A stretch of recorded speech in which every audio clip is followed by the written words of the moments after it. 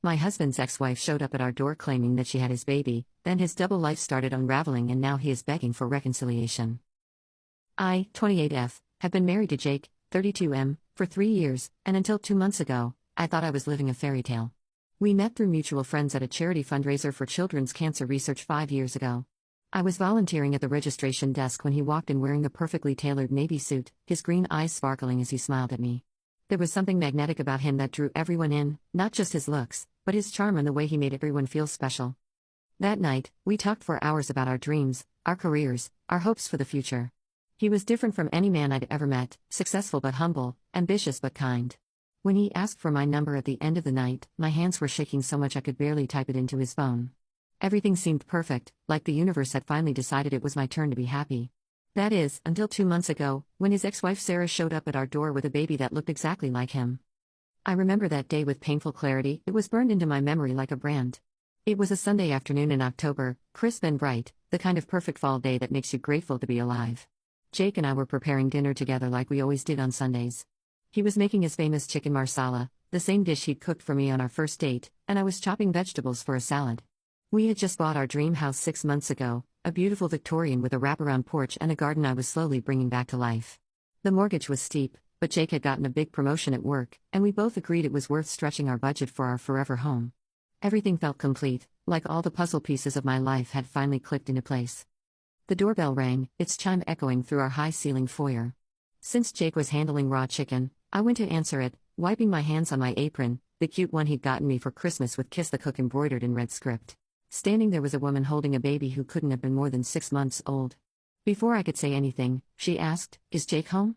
There was something in her voice, desperation mixed with anger, that made my stomach drop. When I called Jake to the door, his reaction told me everything I needed to know. He turned pale, like he'd seen a ghost. "Sarah," he whispered, "what are you doing here?" That's when my world started crashing down. Sarah, as it turned out, was Jake's ex-wife. The same ex-wife he told me he divorced 5 years ago because they'd grown apart. The same ex-wife he claimed he hadn't spoken to since the divorce. "Meet your daughter," she said, holding up the baby.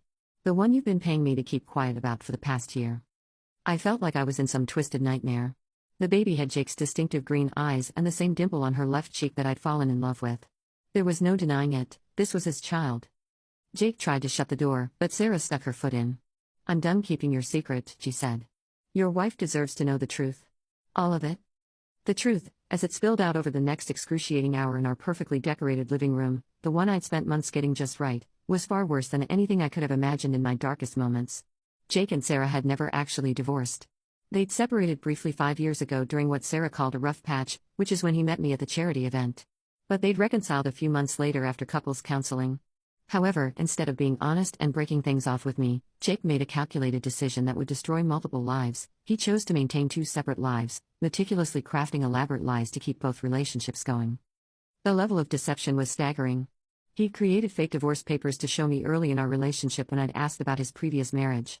He'd manufactured an entire fictional timeline of his life before me, complete with fabricated stories about why he and Sarah had split up. Every detail had been carefully planned and executed, right down to the fake email trail of their supposed divorce proceedings that he'd shown me when I had questions.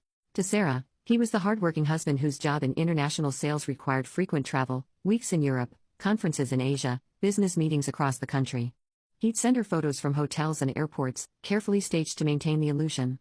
To me, he was the devoted boyfriend and eventually husband whose role as a regional director meant long hours and regular trips to oversee different offices. He'd call me from client meetings that were actually dinner with Sarah, or text me goodnight from a hotel room that was actually their bedroom. He'd been juggling both relationships for 5 years with the precision of a master choreographer. His supposed business trips were perfectly timed switches between homes, his calendar a masterpiece of deception with color-coded entries to keep track of which life he was living on any given day. He even maintained separate wardrobes, toiletries, and sets of keys, never risking a slip-up that might reveal his double life. When I found his second phone once, he convinced me it was a work device that he needed for international travel. Every question had a prepared answer, every potential hole in his story was carefully patched before it could become a crack in his facade. The baby happened during one of his work trips with Sarah. When she got pregnant, Jake panicked. He started paying her to keep quiet, promising he'd figure something out. But Sarah had finally had enough of being the secret wife. I sat there in our tastefully decorated living room, my legs gone numb, as Sarah pulled out document after document from a thick manila envelope. Each new piece of evidence was another nail in the coffin of my marriage, another stake through my heart. First came their marriage certificate, dated 3 years before I met him. The paper was worn at the edges, but the names were clear as day. Then bank statements showing their joint accounts, active and used regularly, including transactions from just last week when Jake had told me he was at a conference in Denver. The pictures were the worst, dozens of them, each one a fresh betrayal. There they were at a beach resort in Maui last summer, when he told me he was at a sales convention in Phoenix. Another showed them at Christmas with her family, taken during the week he'd said he was stuck in London due to weather delays.